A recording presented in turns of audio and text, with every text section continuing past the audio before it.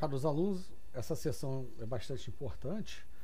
A gente vai falar aqui de implementação de subrrotinas, instruções que mexem com pilha, né? Então a gente vai ver que existem dois tipos de operação envolvendo pilha, push e pop. Push coloca um dado na pilha, pop tira um dado da pilha. Pilha é uma estrutura de dados do tipo filo, né? First in, last out, ou LIFO, last in, first out. O topo da pilha, apontado pelo stack point, a gente viu no capítulo passado, é uma posição válida de memória, tem um dado ali. Quando você coloca um dado na pilha, você decrementa o stack point e depois coloca o dado. Quando você tira o dado, você pega o dado e depois incrementa o stack pointer, tá? Então você usa para implementar a pilha o stack pointer e um pedaço da sua RAM que é alocado pelo computador, pelo compilador. Ele aloca um pedaço lá e diz, ó, isso aqui, ele vai dentro do seu executável. Não é muita coisa de código, não. As instruções que a gente vai ver, vamos ver agora de início essa call, essa instrução call, essa hat, né, que são as duas instruções principais, push e pop, tá? Essas instruções leave e enter são instruções importantes também, mas no exemplo a gente vê, porque elas são combinação de outras duas instruções, tá? Esse pop A, pop AD, push A, push AD, é só dar uma lida, tá? Vocês vão entender. E essas instruções outras aqui, que mexem com subrrotina, tem muito a ver também com interrupções, e a gente deixa para o capítulo de interrupções, tá? O que é a instrução call? Call, ela chama uma subrrotina, né?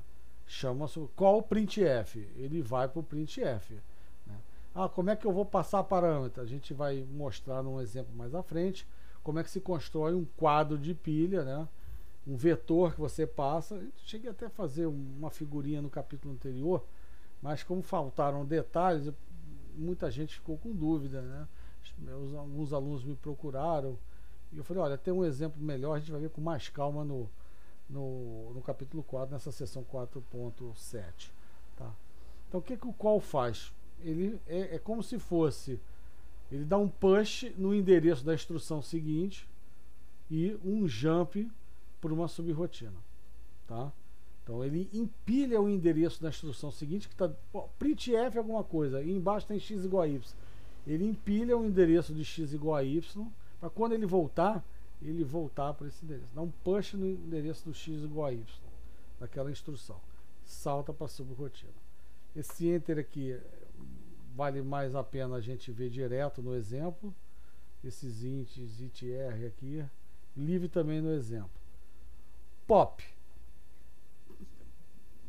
Vamos falar do push primeiro. Push AX. Pega o conteúdo do AX e empilha ele. E obviamente o stack pointer sai decrementado de 2 unidades. Por que 2 unidades? 2 bytes do AX que foram empilhados. Pop AX. Você pega o topo da pilha e vai descartar ele. Vai colocar o topo da pilha, o valor que estava lá, no acumulador, no AX. Tá? Então, push, pop. Coloca na pilha, tira da pilha. Pode ser um dado de memória, pode ser um registrador. O registrador segmento aqui pode ser também. Tá? Então, vamos nos exemplos, tá? Que antes dos exemplos aqui faltou só o retorno da subrrotina. O que é o RET? É uma instrução que ela pode, na maioria das vezes, em programas em C não tem nenhum retorno, ou pode não ter nenhum retorno, nenhum argumento, ou pode ter como argumento um dado imediato. RET 4. A gente vai ver em rotinas de Pascal também mais adiante aqui. Então, o que o RET faz? O RET sem nenhum argumento por enquanto. Ele retorna para a posição seguinte. Printf, você deu um call printf, foi. Quando você der o RET, ele vai fazer um pop do topo da pilha para o ponteiro de instrução. ou seja, vai restaurar como próxima instrução aquela cujo endereço foi salvo no topo da pilha por ocasião da entrada na subrotina. Ok? Então, call e head. Nada melhor do que a gente começar com os exemplos, né? Vamos supor que você esteja trabalhando com alguns registradores, EAX e EDX, e quer mexer com eles aqui. Ah, mas eu quero restaurar esses valores que eu vou precisar deles depois. Então, uma forma que você tem de salvar os valores para restaurar depois é fazer isso aqui, ó. Eu vou salvar o EAX e o EDX. Eu dou push EAX. Então a pilha estava aqui, ó. Antes do push do pop. Ela estava aqui, apontando para o topo da pilha anterior. Aí você deu um push EAX. Aí colocou, empilhou o EAX. Push EDX. Empilhou o EDX. Então o novo ponteiro de pilha, o stack pointer, passou a apontar para esse novo endereço. 8 endereços acima. Por quê?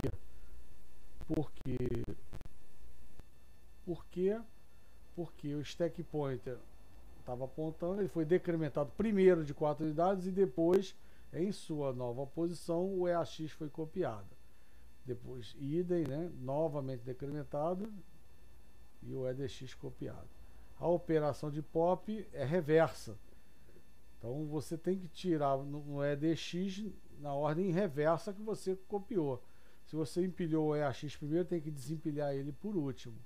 Então desempilha o topo da pilha primeiro, pop e EDX. Então o topo da pilha é copiado para EDX. Depois que fez isso, é que na mesma instrução o stack point é incrementado de 4 unidades. Idem aqui para o EAX. Então é muito comum isso. O cara faz alguma coisa em assembly, tá? Você salva para depois restaurar os valores iniciais, tá? Agora vamos a um exemplo agora completaço, né? O exemplo é esse aqui. Vamos implementar uma rotina assim, ó. Int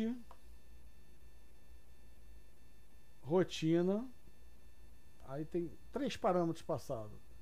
Eu vou passar um parm1, um ponteiro, parm2 e um parm3.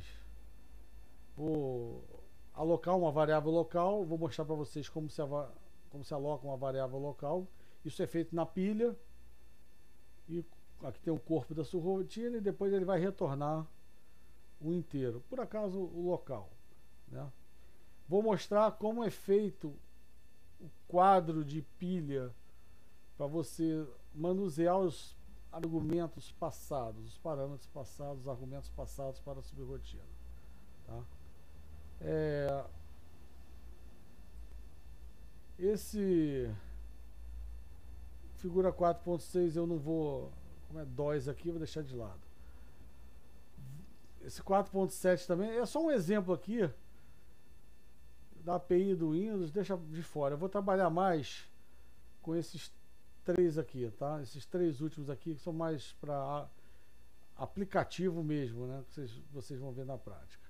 Então, por exemplo, como é que você faz? Você empilha os parâmetros da direita para a esquerda. Então você começa empilhando nesse sentido, em programas em C, tá?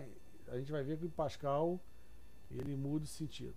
Você empilha da direita para a esquerda, empilha o parm3, empilha o parm2 e depois empilha o parm1 antes de chamar o call rotina, tá? Então é isso que a gente vai fazer. Esses 2 primeiros eu falei que a gente não vai trabalhar com eles. Vamos nesses 3 aqui mesmo, né? Então você empilha o parm3, depois o parm2, desculpa, depois o parm1, empilhou os 3 parâmetros da pilha. Quando você deu um call rotina, você empilhou o ponteiro de instrução que vai ser carregado ao endereço da instrução seguinte, tá? Aqui eu já tinha comentado, né, mas no capítulo anterior, e aqui eu vou voltar a falar, que você vai usar, vai também, quando for dentro da rotina, a primeira coisa que você faz é empilhar a base das variáveis da subrotina que chamou a subrotina atual, tá? E aqui nós vamos alocar a variável local que a gente chamou de local. Então a gente vai querer fazer isso que a gente vai querer. Nós vamos salvar, por exemplo, o main chamou o printf. Esse aqui é o EBP do main, tá? E agora a gente vai usar esse cara como o EBP do printf, para ser a nossa base das variáveis e argumentos. Então, na verdade, nossos argumentos vão ser esses três. Vão ser endereçados como EBP mais 8, colchete EBP mais 12 e colchete EBP mais 16, tá? Isso aqui é como ponteiros e inteiros de 32 bits. Aqui ele usou ponteiros de 64, inteiros de 32. Então aqui o parm2 é 64, endereço de retorno.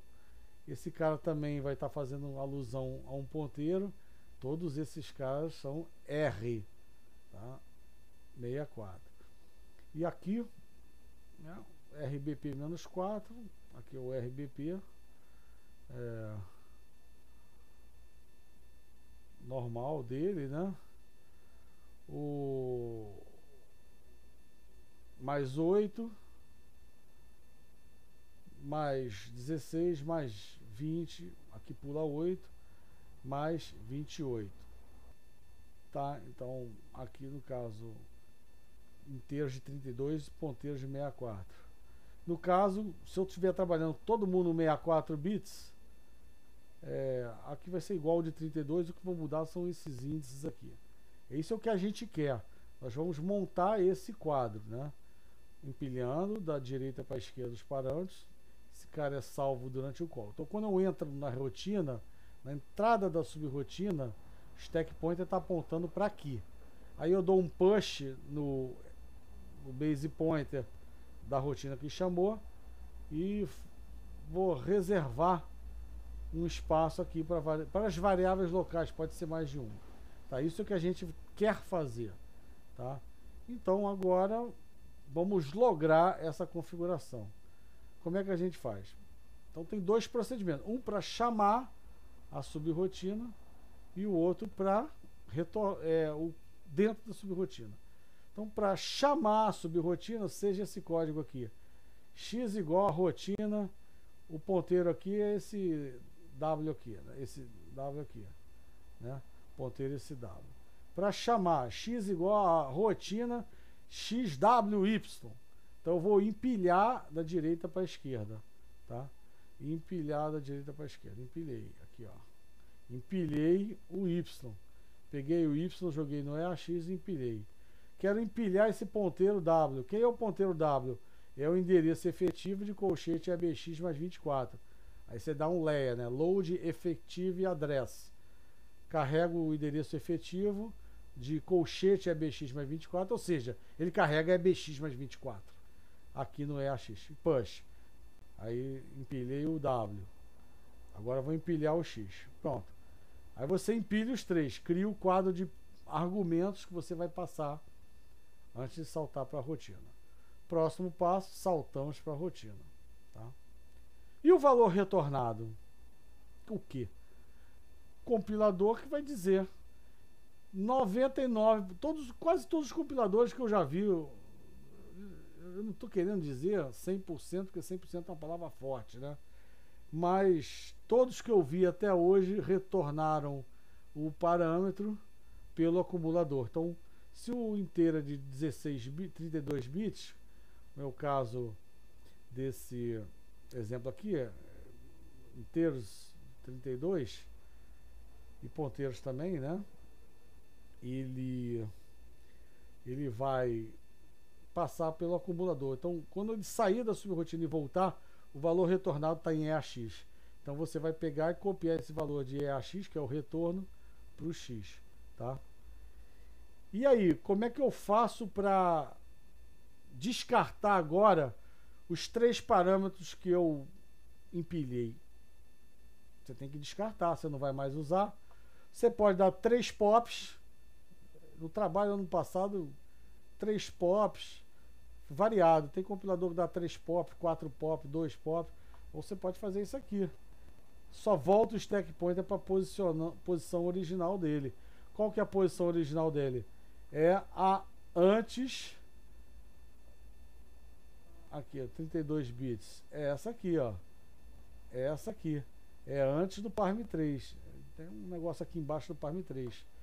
Ele volta para a posição anterior à do PARM3, tá? Restaura. O que muda por 64 bits? O efetivo address aqui, né? O layer aqui é um cara de 64 bits, né? Então dá um push RAX. Sempre R a partir de agora, né? E no caso aqui 12, aqui vai ser 16, porque são 2 bytes, 4 bytes para cada um dos dois inteiros e 8 bytes para o ponteiro. Ah, se fosse inteiros e ponteiros todos de 64 bits, RAX, né? Demos um push RAX, sempre RAX, Quad Word, RAX, 3 dados de 8 bytes cada, 24 bytes. Ok? Aquilo que eu falei na página 102. Eu já vi muito compilador fazer isso, dá 3 pops ao invés de WED ESP12, tá certo também. Bom, vamos agora entrar dentro da subrotina. Primeiro passo, né? Vamos pegar aqui direto no exemplo. Vamos compilar o exemplo aqui. O que se faz quando você abre a subrotina? Você termina de montar aquele quadro de pilha, né? Então você salva o EBP, o base pointer da rotina que chamou, e copia o novo valor de stack pointer para o base pointer. Para quê? Para que ele seja a base aqui, ó. Depois que eu empilhei o EBP está apontando para o topo da pilha. Então, se eu der um move EBP ESP, ele não vai mais ser mexido dentro da rotina, ninguém mais toca nele, o valor vai ficar conservado e ele vai ser a base onde estão os parâmetros. O PARM2 é colchete EBP mais 12, tá? Isso aqui que a gente fez. Bom, como é que eu faço para alocar uma variável inteiro de 4 bits? Simples, sub stack pointer 4. Basta você subtrair o stack pointer de 4 unidades. Só. Fez isso, o stack pointer... qual o valor inicial do local? É o lixo que estava lá na RAM, estava lá na memória. Valor lixo. Aqui tem o corpo, né? O corpo. Quando você faz return local, o que você tem que fazer? Retornar da subrotina, desfazer, botar a pilha com a mesma integridade de antes e retornar pelo acumulador o valor de local, né? O local aqui, ele não é o EBP-4, né? Ele não é o EBP-4, então copiei para o EAX, tá? Aqui vai aparecer o leave. O que o leave faz? O leave são 2 instruções em uma. O leave ele copia, é como se fosse um move ESP, EBP, para retornar o ponteiro, para desfazer esse cara aqui, tá? E um pop EBP, para restaurar o EBP lá do main, da rotina que chamou. O leave nada mais é que essas 2 instruções. Pô, não gostei, não consigo decorar. Então bota essa, depois bota essa. Muitos trabalhos, a maioria veio com leave. Tem um outro compilador que veio com esse, depois esse aqui, tá? E o hatch retorna, tá? O hatch retorna. O que muda aqui se o ponteiro for de 64 bits? Só muda RBP aqui, né? ponteiro RBP-4, e aqui o live, aqui teria que ter um prefixo também, mas o compilador tem que ter um default aqui, tá? Tem uma certa ambiguidade aqui, mas deixa pra lá. E tudo de 64 bits, aqui muda para 8, não 4, né? Muda para 8, e aqui também 8, ele vai ocupar 8 bytes. Aqui na página seguinte, né, o live, exatamente o que isso aqui faz. Quanto àquela instrução enter, tá? Enter. Um outro compilador dos projetos, dos trabalhos que me entregaram nos anos anteriores apresentaram o enter. A maioria botou isso aqui. A maioria usou live para terminar e isso aqui para... Mas você pode resumir uma única instrução, né? Enter. Esse 4 vem daqui, esse restão é daqui, tá? Isso aqui que o enter faz. E aí, como é que a gente acessa os nossos variáveis, parâmetros? Assim, né?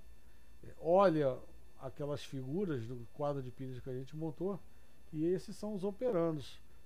Então aqui a gente, essa tabela aqui vai ser a nossa tabela de operandos. Com isso a gente pode fazer um exercício aqui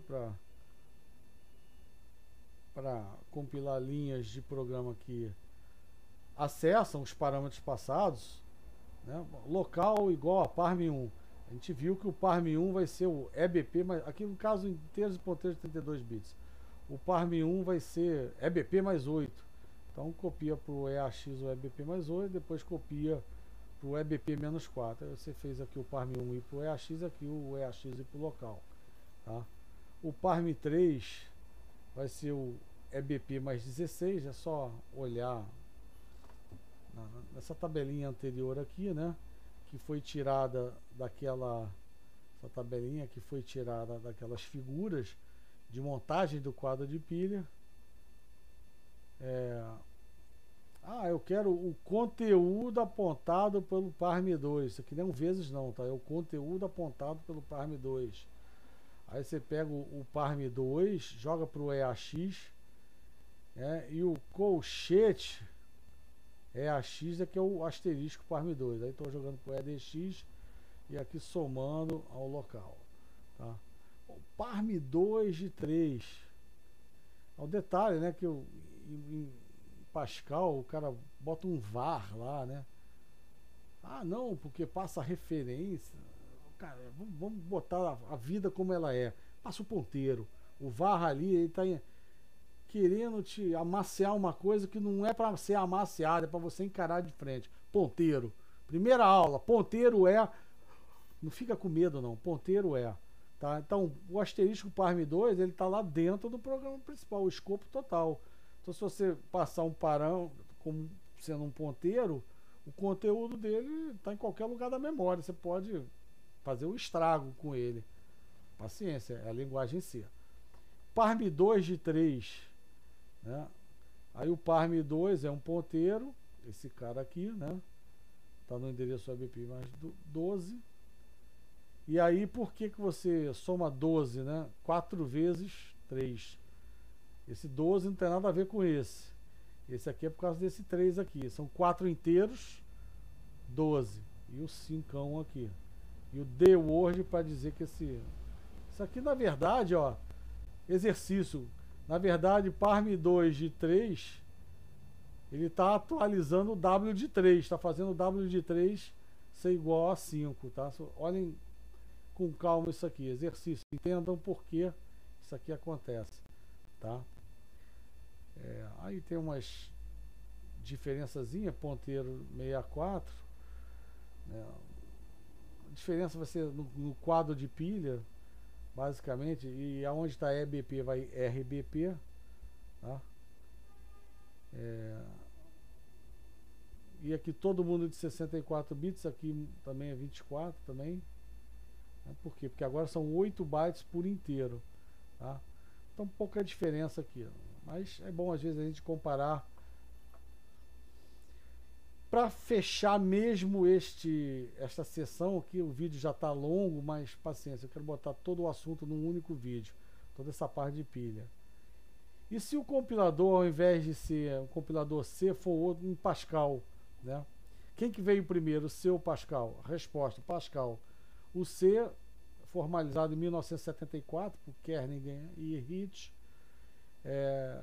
o C mudou a ordem, né? O empilhamento do Pascal era da direita para a esquerda, né?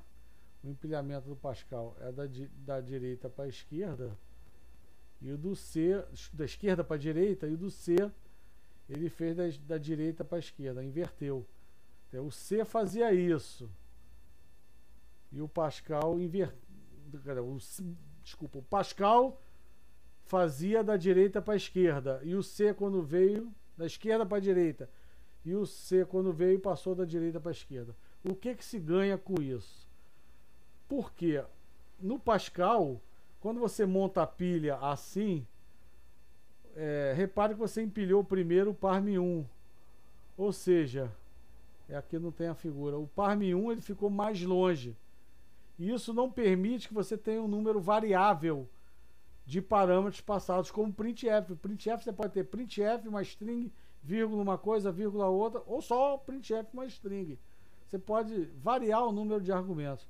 Então, normalmente essa informação do número de argumentos passado vai no primeiro parâmetro. Então, o primeiro parâmetro tem que ser imediatamente embaixo. Então, ele tem que ser o último a ser empilhado. Então, você tem que empilhar da direita para a esquerda. Está empilhado da direita para a esquerda. Por isso que o C inverteu. Tá? Então, quando eu falo assim, você pode usar em C um int Pascal. Desculpa. Int Pascal. Ou int underscore Pascal, int underscore standard call. Cada compilador tem um jeito diferente, né? E esses caras vão empilhar em sentido contrário. Ah, professor, o meu não funcionou. Procure e veja que funciona. Eu vou passar um dos itens do trabalho de compilação, isso aqui, tá? Compilação Pascal. Tá? E aí a inversão. E outra coisa, quem tira da pilha é quem chamou. Já que você tem um número fixo de parâmetros, né? Como você tinha um número fixo de parâmetros, no C quem tira é quem chamou. Então, se você deu 3 push, você dá 3 pops no final. Um programa em C. Em Pascal, não. Você usava aquela instrução, por exemplo, se você deu 3 pushes de inteiros de 32 bits, no Pascal você usava uma rotina, uma instrução chamada RET12. Então ele não só voltava, como eliminava outros 12 bytes da pilha. Tá? Então é assim um programa em Pascal, quando você modifica a rotina. Bom, ótimo, porque assim eu posso escrever uma biblioteca em Pascal, enlaçá-la a um programa escrito em C. Basta você avisar dessa forma aqui, declarar assim. Pô, já pensou se você não pudesse misturar programas escritos em linguagem diferente? Né? Então nós vamos fazer isso. Então, por exemplo, RET12 eu descarto 2 inteiros de 4 bytes e um ponteiro de 32 bits. No cara aqui você dá um RET16, descarta 2 inteiros e um ponteiro de 8 bytes. E um compilador todo de 64 bits, dá um RET24, tá? Se for Pascal, né?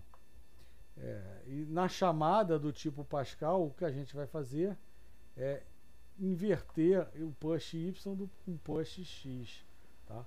Inverter. Então, ó, esses caras aqui estão ao contrário. E não tem aquele add, stack pointer, alguma coisa aqui. Por quê? Porque o próprio RET já tirou da pilha, tá bom? Dá uma lidinha, essa parte é extremamente importante, e no trabalho a gente vai explorar um pouquinho mais. Um forte abraço.